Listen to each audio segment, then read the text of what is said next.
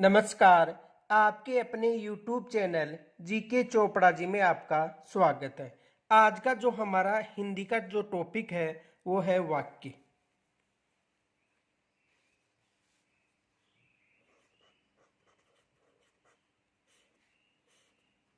वाक्य देखो, भाषा का जो तीसरा अंग है उसे क्या कहा जाता है? वाक्य कहा जाता है। ये विशेष याद रखना। वाक्य किस यानी वाक्य है भाषा का तीसरा अंग है और ये भाषा का सबसे बड़ा अंग होता है। भाषा का तीसरा बड़ा और सबसे बड़ा अंग होता है। तो सबसे पहले देखो, वाक्य किसे कहते हैं, इसे समझो। वाक्य किसे कहते हैं? दो या दो से अधिक शब्दों के सार्थक योग को वाक्य कहा जाता है।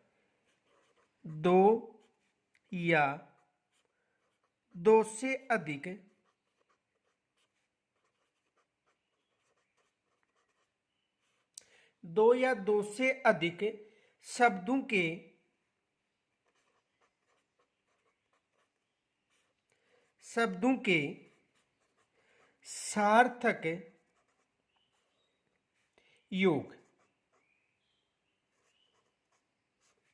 शब्दों के सार्थक योग को वाक्य कहा जाता है। वाक्य कहा जाता है।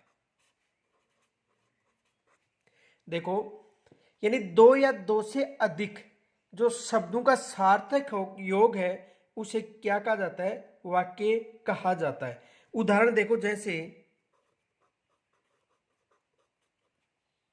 राम पुस्तक पढ़ता है। राम पुस्तक पढ़ता है। राम पुस्तक पढ़ता है। तो देखो, एक शब्द हो गया राम, दूसरा शब्द हो गया पुस्तक, तीसरा हो गया पढ़ता है और चौथा हो गया है। यानी राम पहला, दूसरा हो गया पुस्तक, तीसरा हो गया पढ़ता और चौथा हो गया है। तो यानी कहने का मतलब दो या दो से अधिक शब्दों के सार्थक योग को क्या कहा जाता है? वाक्य कहा जाता है। ये विशेष याद रखना। यदि शब्दों का योग हो और सार्थक न हो तो वो शब्द ही कहलाते हैं। ये विशेष याद रखना। तो देखो,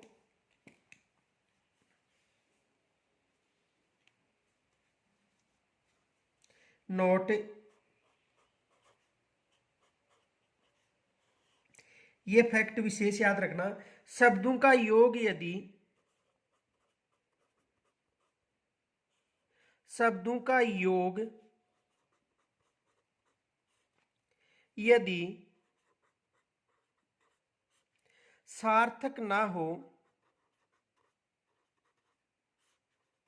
सार्थक ना हो तो वे शब्द ही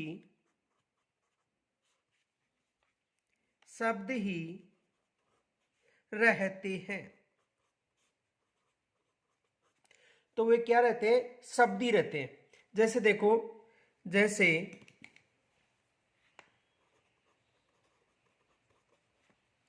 राधा, मोहन, राम, श्याम, सीता इत्यादि। अब देखो, यानी दो या दो से अधिक शब्दों का सार्थक योग हो गया, सार्थक जिसका अर्थ हो। और यदि शब्दों का योग यदि सार्थक ना हो, यानी सब तो है, राधा हो गया, मोहन हो गया, राम हो गया, श्याम हो गया, सीता, लेकिन इनका सार्थक योग नहीं है, इस कारण ये शब्द ही कहलाएंगे, वाक्य नहीं कहलाएंगे। ये विशेष याद रखना कि दो या दो से अधिक शब्द तो हो सकते हैं, लेकिन यदि सार्थक न हो तो वो शब्द ही कहलाएंगे, वाक्य नहीं कहलाएंगे। ये विशेष याद रखना। और यदि दो या दो से अधिक शब्द है और उनका सार्थक योग है तो क्या कहलाएगा? वाक्य। अब देखो, यहां पर भी शब्द है चार और यहां पर भी शब्द है, लेकिन इनका सार्थक योग हो रहा है और इनका सार्थक योग नहीं हो रहा है। ये विशेष याद रखना। यहां तक समझ में आ गया होगा। यानी दो या दो से अधिक शब्दों के सार्थक योग को वाक्य कहा जाता है। एग्जाम में यहां से प्रश्न बन सकता है। देखो प्रश्न क्या बनेगा,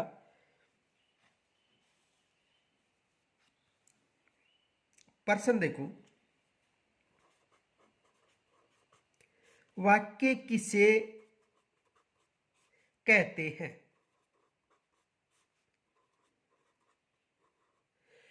वाक्य किसे कहते हैं?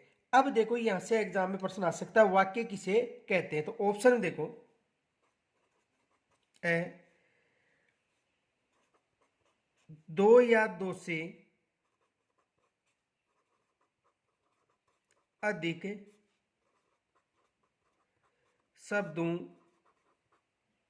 का योग। ब में देखो शब्दों का सार्थक योग, शब्दों का सार्थक योग।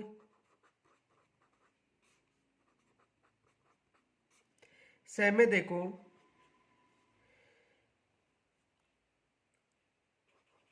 ए व ब दोनों, और द है तथ्य गलत। तो देखो पीछे समझाया था कि दो या दो से अधिक शब्दों का योग, यानी ये दो या दो से अधिक शब्द हो गए लेकिन सार्थक नहीं है, इसलिए वाक्य नहीं कराएंगे। लेकिन शब्दों का जो सार्थक योग है, ये शब्दों का सार्थक योग है, तो ये क्या कहलाएगा? वाक्य कहलाएगा। ये विशेष याद रखना। तो वाक्य समझ में आ गया होगा। यानी शब्दों के सार्थक योग को क्या कहा जाता है? वाक्य कहा जाता है। आगे देखो,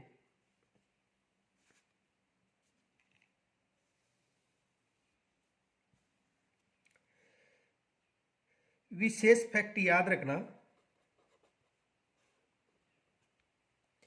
भाषा का तीसरा अंग, भाषा का तीसरा अंग, तीसरा अंग वाक्य कहलाता है। भाषा का तीसरा अंग क्या कहलाता है? वाक्य। तीन कौन कौन से अंग होते हैं? देखो, पहला अंग होता है वर्ण, दूसरा अंग होता है शब्द, और तीसरा अंग होता है वाक्य। यानी भाषा में तीन अंग होते हैं, वर्ण, शब्द और वाक्य। तो भाषा का जो तीसरा अंग है वो क्या कहलाता है? वाक्य कहलाता है। ये विशेष याद रखना, भाषा का तीसरा अंग क्या कहलाता है? वाक्य कहलाता है। आगे देखो,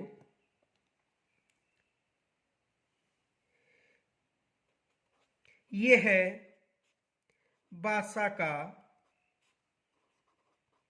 ये है भाषा का सबसे बड़ा,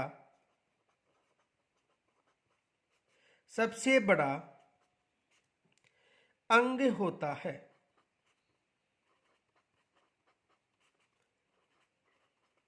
यह है भाषा का सबसे बड़ा अंग होता है। यह भी विशेष याद रखना, यह है भाषा का सबसे बड़ा अंग होता है। इनके अलावा देखो,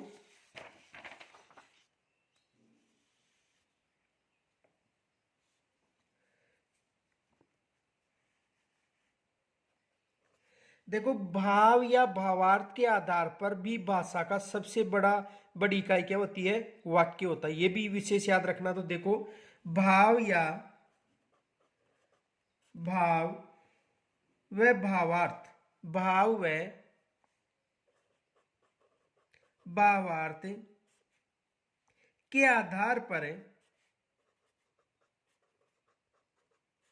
के आधार पर भाषा की, भाषा की सबसे बड़ी इकाई, सबसे बड़ी इकाई, और सबसे बड़ी इकाई क्या कहलाती है? वाक्य कहलाती है। क्या कहलाती है? वाक्य। ये विशेष याद रखना। यानी भाव या भावार्थ के आधार पर भाषा की सबसे बड़ी इकाई क्या है? वाक्य। और यदि अर्थ के आधार पर भाषा का सबसे छोटा अंग पूछे तो अर्थ के आधार पर भाषा का सबसे छोटा अंग शब्द होता है। ये विशेष याद रखना, नोट।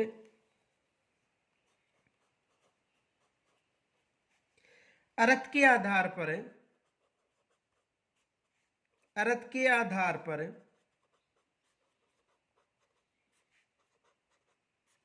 अर्थ के आधार पर भाषा का सबसे छोटा अंग,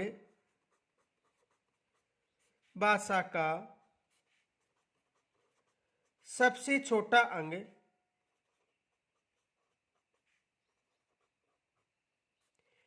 क्या होता है? शब्द। ये विशेष याद रखना। यानी अर्थ के आधार पर भाषा का सबसे जो छोटा अंग है वो क्या है? शब्द है। यहां तक समझ में आ गया होगा। आगे देखो,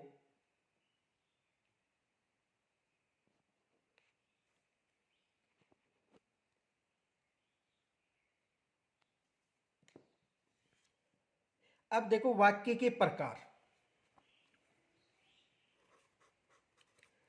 वाक्य के प्रकार, वाक्य के प्रकार। तो सबसे पहले जो वाक्य के प्रकार है उनमें प्रयोग व संरचना के आधार पर वाक्य की भेद पढ़ेंगे सबसे पहले। तो देखो, एक नंबर पर पढ़ेंगे आज प्रयोग व संरचना, व संरचना के आधार पर, के आधार पर वाक्य के भेद।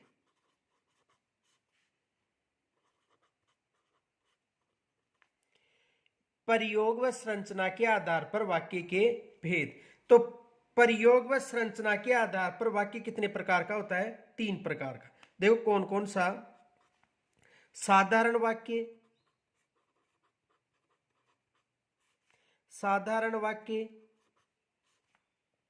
दूसरा संयुक्त वाक्य,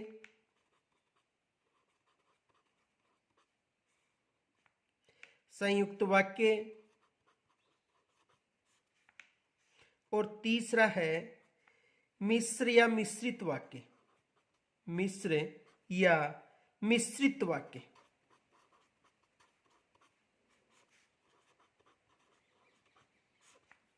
तो प्रयोग या संरचना के आधार पर जो वाक्य के भेद 3 है: साधारण वाक्य, संयुक्त वाक्य, मिश्र या मिश्रित वाक्य। ये विशेष याद रखना कि प्रयोग के आधार पर वाक्य कितने प्रकार के भेद होते हैं? 3।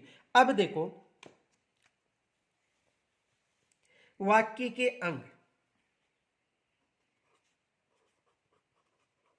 वाक्य के अंग। और वाक्य के अंग कितने होते हैं?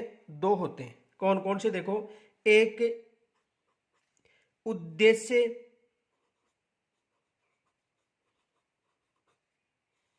और उद्देश्य को कर्ता भी कहा जाता है, और दूसरा है विधेय,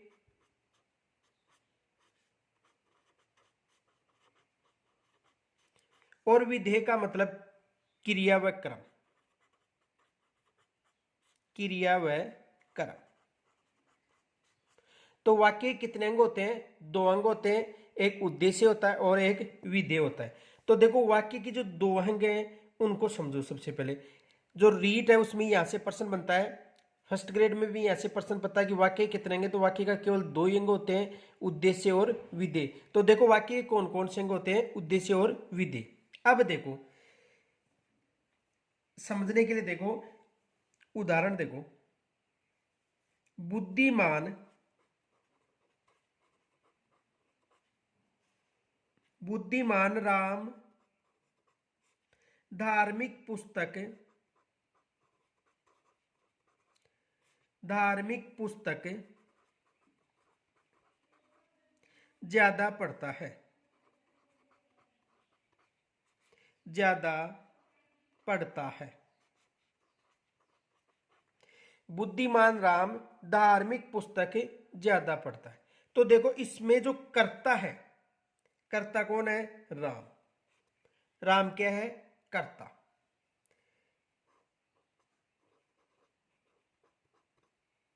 राम क्या है? कर्ता। और जो कर्ता का विस्तारक है वो क्या है? बुद्धिमान। देखो, बुद्धिमान राम धार्मिक पुस्तक ज्यादा पढ़ता है, तो यहां पर कर्ता क्या है? राम। और कर्ता का जो विस्तारक है वो क्या है? बुद्धिमान।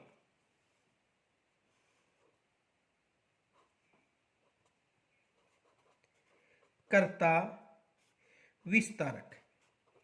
कर्ता का विस्तारक कौन है? बुद्धिमान। और कर्ता कौन है? राम। अब देखो इसमें क्रम क्या है? पुस्तक। यानी क्या पढ़ता है? पुस्तक। तो ये क्या हो गया? क्रम। और क्रम का विस्तारक कौन सी पुस्तक है? धार्मिक पुस्तक। तो ये क्या हो गया? क्रम का विस्तारक। क्रम का विस्तारक। अब देखो इसमें क्रिया क्या है? पढ़ता है। ये क्या है? क्रिया।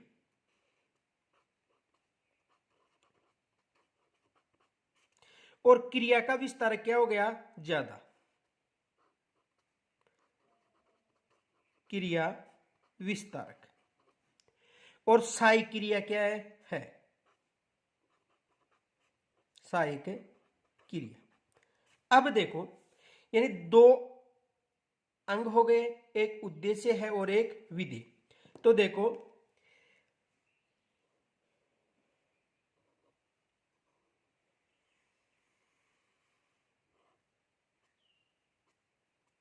ये तो हो गया विधेय। और विधेय में क्या शामिल है? क्रिया और कर्म। क्रिया व कर्म। और ये क्या हो गया? कर्ता।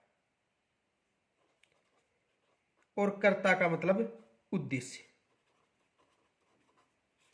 यहां तक समझ में आ गया होगा। यानी कहने का मतलब वाक्य के दो अंग होते हैं, एक उद्देश्य होता है और एक विधेय होता है। उद्देश्य यानी कर्ता और विधेय यानी कर्म और क्रिया।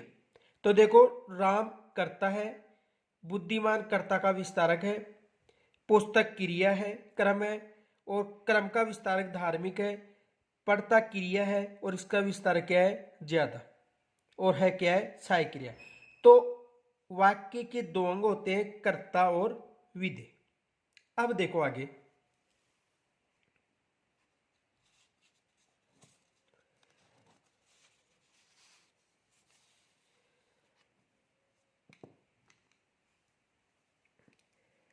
पहले देखो, वाक्य में प्रयुक्त कर्ता को उद्देश्य कहा जाता है, ये विशेष याद रखना। वाक्य में वाक्य में प्रयुक्त वाक्यों में प्रयुक्त कर्ता को उद्देश्य कहा जाता है। उद्देश्य कहा जाता है। यानी वाक्य में प्रयुक्त कर्ता को क्या कहा जाता है? उद्देश्य कहा जाता है। इसमें कर्ता के साथ साथ कर्ता का विस्तारक भी शामिल होता है, ये भी याद रखना। इसमें इसमें कर्ता के साथ साथ यानी किस इसमें कर्ता के साथ साथ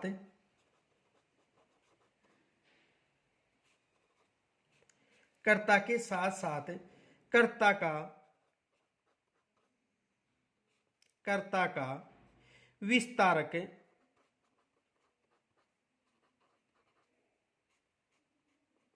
विस्तारक भी शामिल होता है। भी शामिल होता है। देखो, वाक्य में प्रयुक्त कर्ता को उद्देश्य कहा जाता है।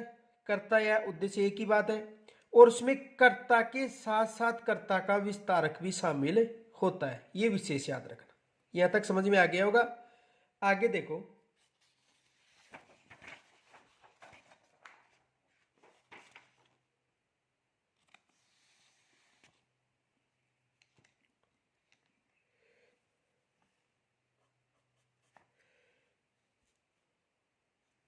उद्देश्य के संदर्भ में उद्देश्य के संदर्भ में, उद्देश्य के संदर्भ में जो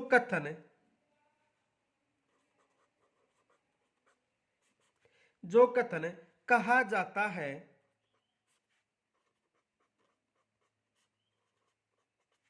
उद्देश्य के संदर्भ में जो कथन कहा जाता है विधेय कहलाता है। विधेय कहलाता है। क्या कहलाता है? विधेय कहलाता है। इसके अंतर्गत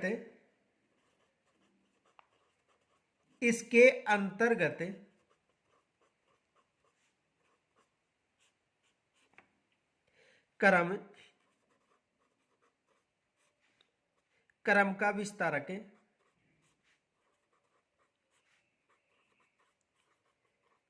का विस्तारक, क्रिया का विस्तारक,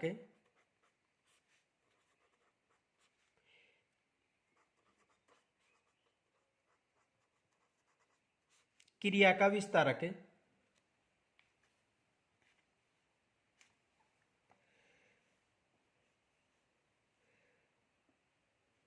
तथा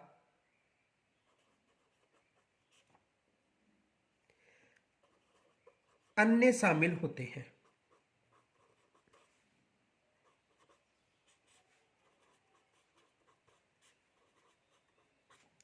देखो, उद्देश्य के संदर्भ में जो कथन कहा जाता है विधेय कहलाता है। इसके अंतर्गत क्रम का विस्तारक, क्रिया का विस्तारक व अन्य शामिल होते हैं। तो देखो यहां पर ये क्रम है, क्रम का विस्तारक शामिल हो गया। ये क्रिया है, क्रिया का विस्तारक शामिल हो गया, और अन्य सहायक क्रिया। तो यानी क्रम, क्रिया और उनकी जो विस्तारक वो शामिल होते हैं। यहां तक समझ में आ गया होगा। आगे देखो,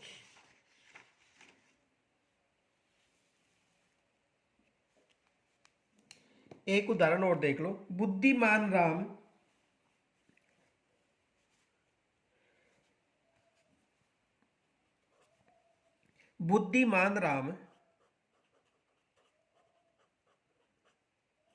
बुद्धिमान राम इंटरनेट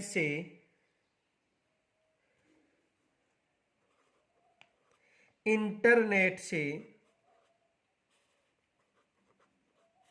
धार्मिक पुस्तक ज्यादा पढ़ता है। यानी बुद्धिमान राम इंटरनेट से धार्मिक पुस्तक ज्यादा पढ़ता है। तो देखो, इसमें कर्ता क्या है? राम। राम क्या है? कर्ता। और कर्ता का विस्तारक बुद्धिमान। कर्ता विस्तारक। तो देखो, ये क्या हो गए दोनों, यानी राम कर्ता है और बुद्धिमान कर्ता का विस्तारक। तो ये हो गया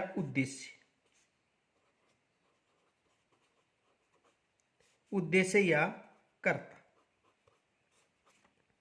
अब देखो, यहां पर जो पुस्तक है वो क्या है? कर्म। पुस्तक क्या है? कर्म। और कर्म का विस्तारक क्या है? धार्मिक पुस्तक। ये क्या है? कर्म का विस्तारक, क्रम का विस्तारक। और ये क्या है? इंटरनेट से पूरक।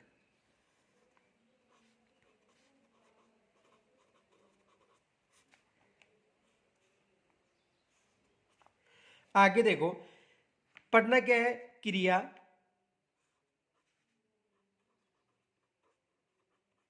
और क्रिया का विस्तारक क्या है? ज्यादा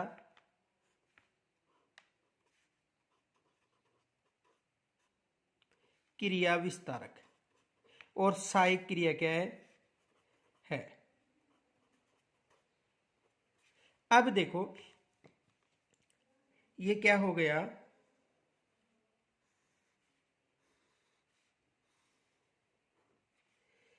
विधेय या कर्म क्रिया। यहां तक समझ में आ गया होगा। तो वाक्य के कितने अंग होते हैं, दो। उद्देश्य या विधेय मिलेगा या कर्ता कर्म क्रिया मिलेगा। यहां तक समझ में आ गया होगा। अब देखो सबसे पहले अध्ययन करेंगे साधारण वाक्य। सबसे पहले किसका अध्ययन करेंगे, साधारण वाक्य।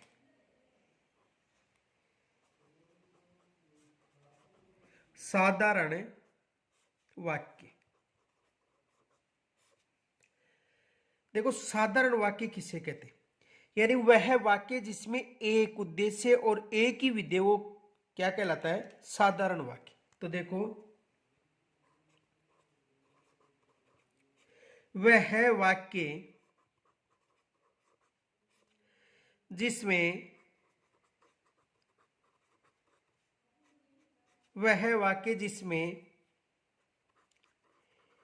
एक उद्देश्य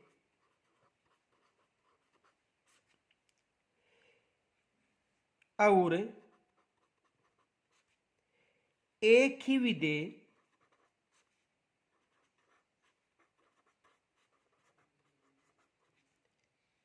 हो, साधारण वाक्य कहलाता है। साधारण वाक्य कहलाता है।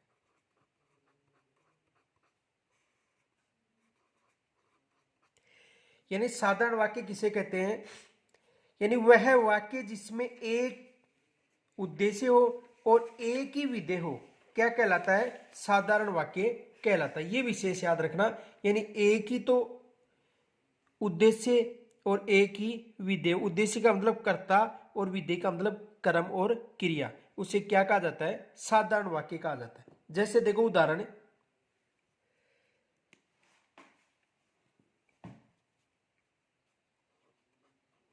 जैसे अक्षत पुस्तक पढ़ता है।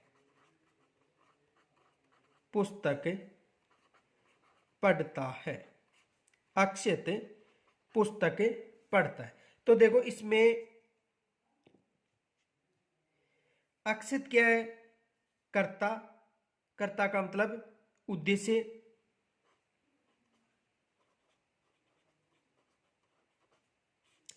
और पुस्तक कर्म, पढ़ता है क्रिया।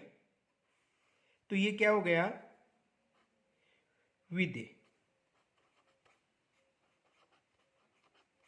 तो साधारण वाक्य किसे कहते हैं, यानी ऐसा वाक्य जिसमें एक ही उद्देश्य हो और एक ही कर्ता हो, क्या कहलाता है, साधारण वाक्य कहलाता है। ये विशेष याद रखना। अब देखो आगे,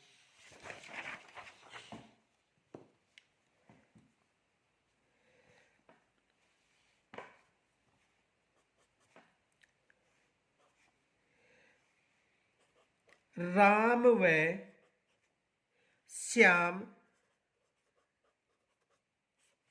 पुस्तक पढ़ते हैं।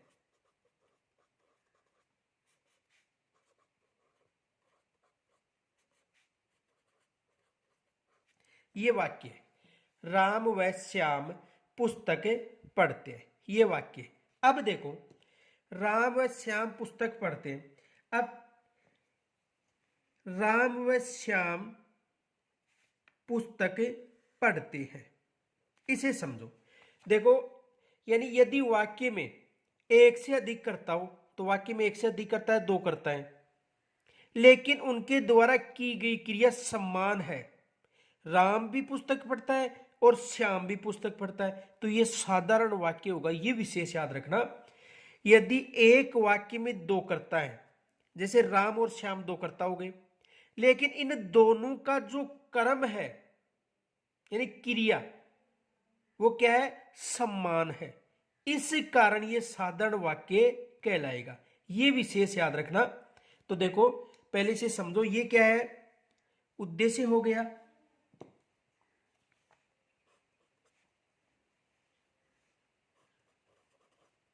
एक उद्देश्य हो गया, और एक ही क्या हो गया, विधेय हो गया। यानी देखो दोबारा समझो, राम व श्याम पुस्तक पढ़ते हैं। तो राम व श्याम दो कर्ता हैं, लेकिन इनकी जो क्रिया है वो क्या है, सम्मान है, इस कारण ये साधारण वाक्य कहलाएगा। तो देखो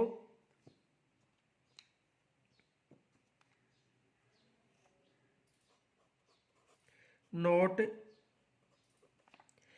यदि वाक्य में कर्ता, यदि वाक्य में कर्ता एक से अधिक हो, एक से अधिक हो, यदि वाक्य में कर्ता एक से अधिक हो, लेकिन उनके द्वारा, लेकिन उनके द्वारा, उनके द्वारा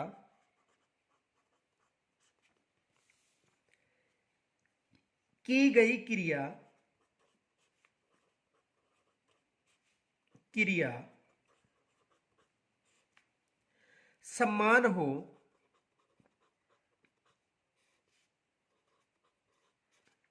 साधारण वाक्य कहते हैं। साधारण वाक्य कहते हैं। कौन सा वाक्य कहते हैं, साधारण। यानी दो कर्ता राम और श्याम, लेकिन इन दोनों की क्रिया एक ही है, इस कारण ये कौन सा वाक्य कहलाएगा, साधारण वाक्य कहलाएगा। दूसरा देखो उदाहरण,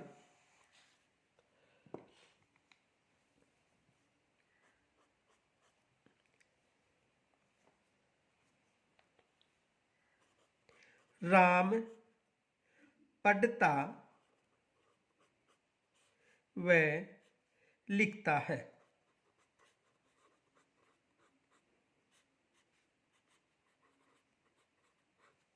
राम पढ़ता व लिखता है। तो देखो ये कौन सा वाक्य है, साधारण वाक्य है। कौन सा वाक्य होगा, साधारण वाक्य। क्यों है, देखो इसे समझो।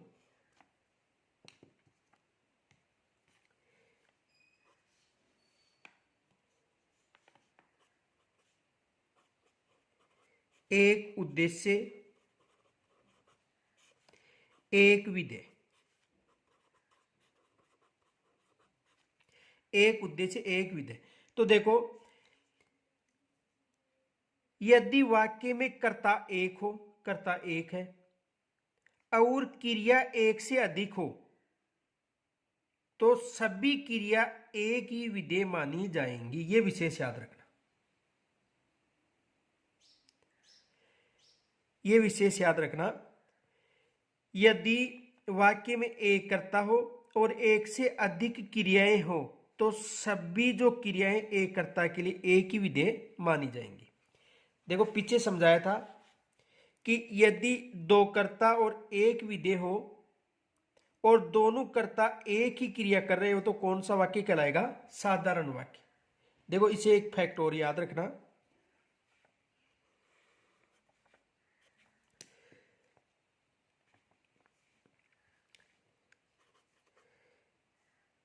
समस्त, समस्त कर्ता, समस्त कर्ता एक ही उद्देश्य माने जाते हैं। यह विशेष याद रखना। यहां पर जो समस्त कर्ता है वो एक ही उद्देश्य माना जाएगा।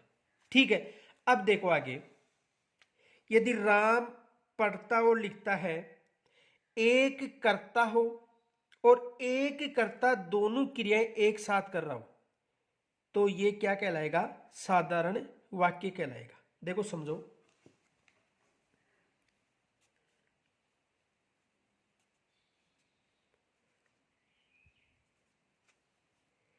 नोट, यदि वाक्य में कर्ता एक हो, यदि वाक्य में कर्ता एक हो, वाक्य में कर्ता एक हो और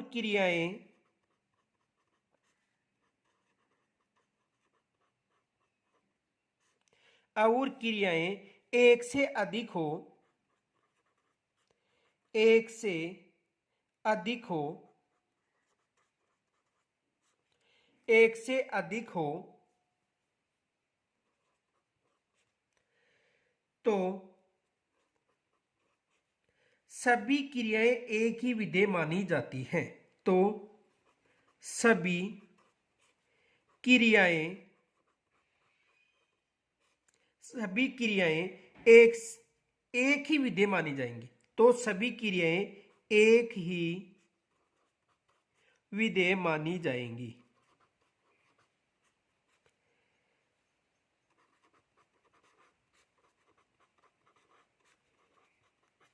तो देखो, यदि वाक्य में एक कर्ता हो और क्रियाएं एक से अधिक हो, तो सभी क्रियाएं एक ही विधेय मानी जाती हैं, अर्थात वाक्य साधारण वाक्य होगा। अर्थात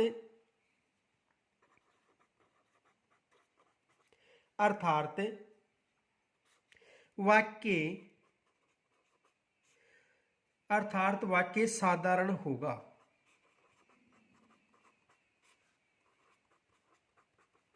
यहां तक समझ में आ गया होगा। आगे देखो अगला उदाहरण,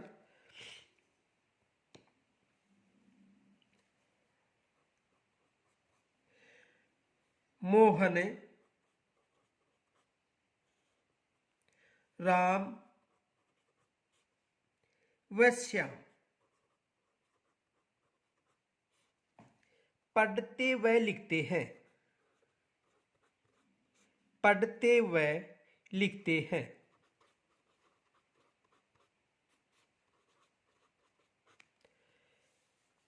अब देखो, इसमें मोहन राम व श्याम पढ़ते व लिखते हैं, ये है एक ही उद्देश्य होगा ये,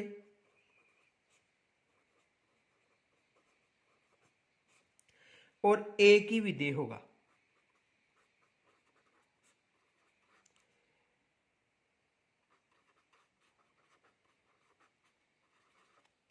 देखो कैसे होता है, समझो।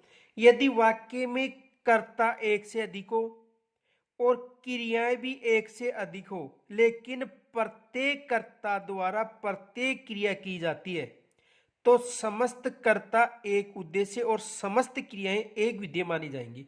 ये विशेष याद रखना। तो देखो फैक्ट याद रखना, नोट,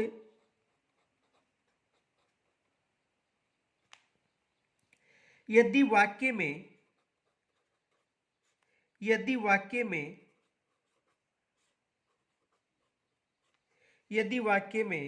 कर्ता भी एक से अधिक हो, कर्ता भी एक से अधिक हो,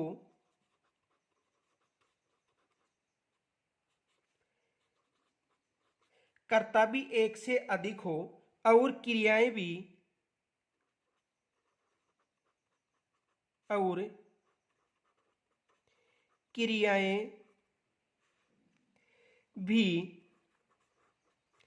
एक से अधिक है,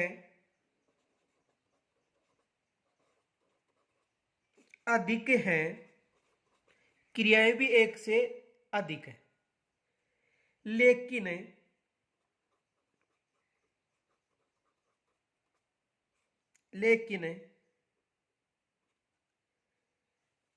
प्रत्येक कर्ता द्वारा प्रत्येक कर्ता द्वारा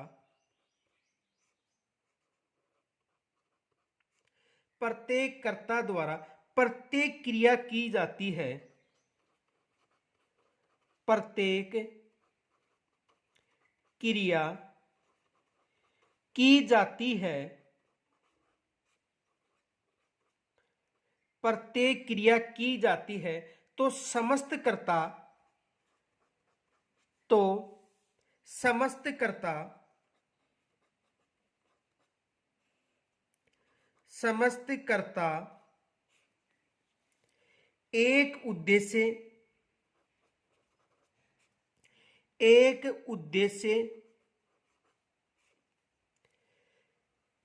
और समस्त क्रियाएं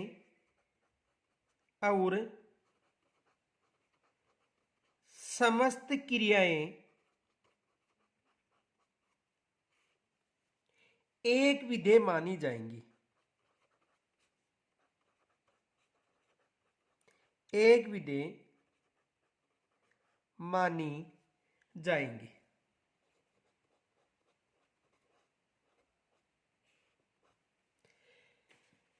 तो देखो,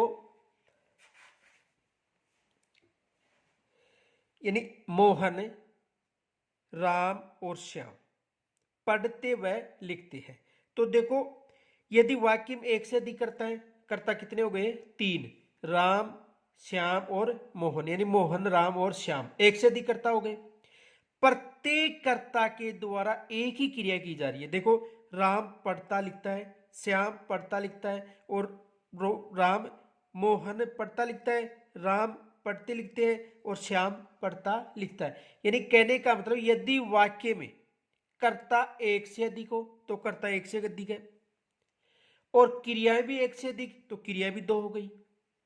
लेकिन प्रत्येक कर्ता द्वारा प्रत्येक क्रिया की जाती है, प्रत्येक कर्ता द्वारा प्रत्येक क्रिया की जाती है, तो समस्त कर्ता एक ही उद्देश्य और समस्त विधेय एक ही विधेय माने जाएंगे।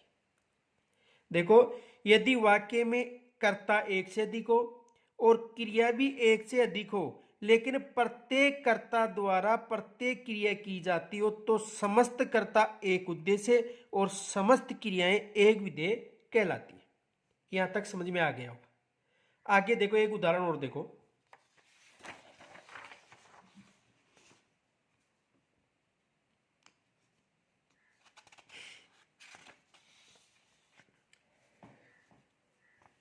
कुत्ता व बिल्ली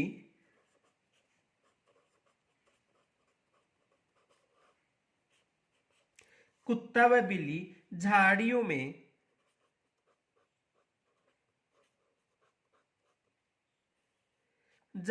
में बैठे बैठे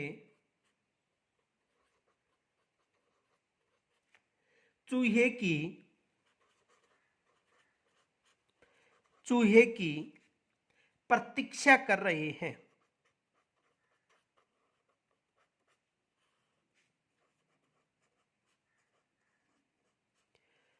चूहे की प्रतीक्षा कर रहे हैं। देखो, इसे समझो, यानी कुत्ता व बिल्ली झाड़ियों में बैठे बैठे चूहे की प्रतीक्षा कर रहे हैं।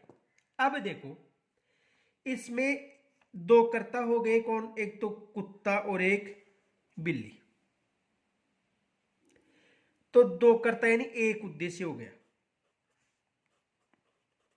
एक उद्देश्य। अब देखो, झाड़ियों में बैठे बैठे चूहे की प्रतीक्षा कर रहे हैं, ये क्या हो गया? एक विधेय।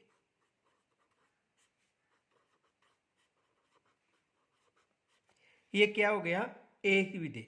अब देखो, एक उद्देश्य और एक विधेय हो तो कौन सा वाक्य कहलाएगा? साधारण वाक्य कहलाएगा।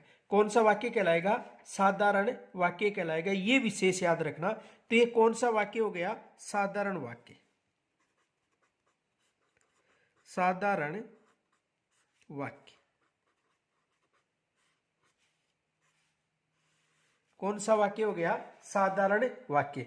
तो देखो साधारण वाक्य किसे कहते हैं? यानी वह वाक्य जिसमें एक उद्देश्य और एक ही विधेय क्या कहलाता है? साधारण वाक्य कहलाता है। ये विशेष याद रखना। तो देखो नोट,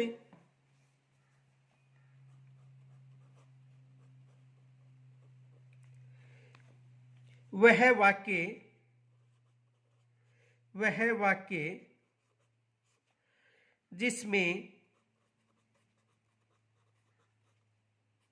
जिसमें एक उद्देश्य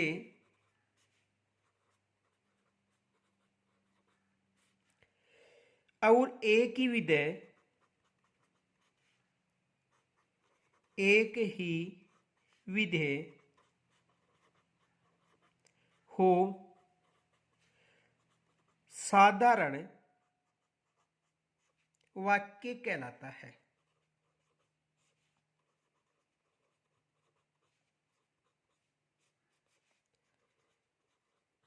कौन सा वाक्य कहलाता है? साधारण वाक्य।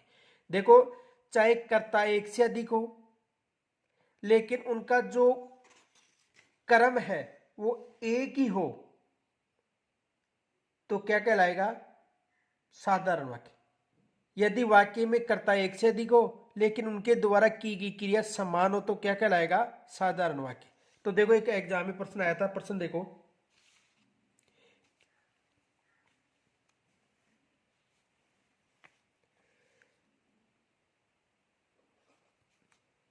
यदि वाक्य में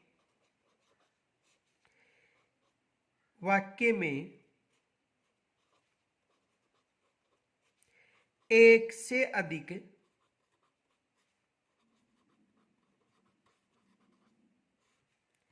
यदि वाक्य में एक से अधिक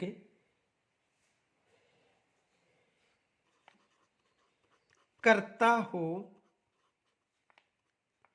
तथा एक से अधिक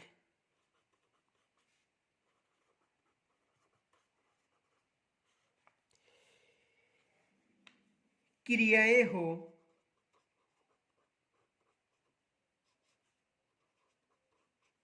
तो वह वाक्य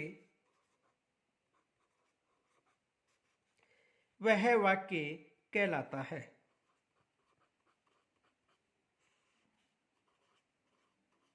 वह वाक्य कहलाता है। तो वह कौन सा वाक्य कहलाएगा? साधारण वाक्य। साधारण वाक्य। वह कौन सा वाक्य कहलाएगा? साधारण वाक्य। ये विशेष याद रखना। यदि वाक्य में एक उद्देश्य और एक विधेय हो तो भी साधारण वाक्य कहलाएगा, और यदि वाक्य में एक से अधिक कर्ता हो और एक से अधिक क्रियाएं हो तो भी साधारण वाक्य कहलाएगा, और यदि वाक्य में एक से अधिक कर्ता हो और एक क्रिया हो तो भी साधारण वाक्य, और यदि एक कर्ता और एक से अधिक क्रिया हो तो भी कौन सा वाक्य कहलाएगा? साधारण वाक्य कहलाएगा। यहां तक समझ में आ गया होगा। तो साधारण वाक्य यानी एक से अधिक चाहे कर्ता हो चाहे क्रिया हो, यदि वाक्य में एक से अधिक कर्ता हो और एक से अधिक क्रिया हो तो वह कौन सा वाक्य कहलाएगा? साधारण वाक्य। यहां तक समझ में आ गया। यदि वाक्य में एक से अधिक कर्ता हो और एक से अधिक क्रियाएं हो, विशेष याद रखना। जैसे देखो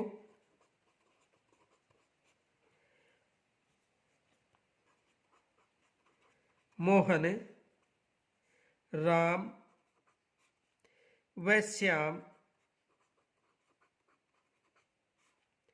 पढ़ते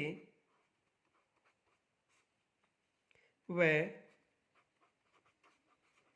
लिखते हैं। तो ये कौन सा वाक्य है? साधारण वाक्य।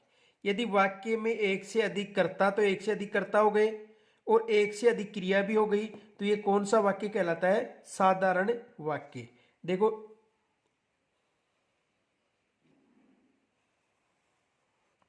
एक से अधिक कर्ता, एक से अधिक कर्ता और एक से अधिक क्रियाएं, एक से अधिक क्रियाएं। तो ये कौन सा वाक्य हो गया? साधारण वाक्य।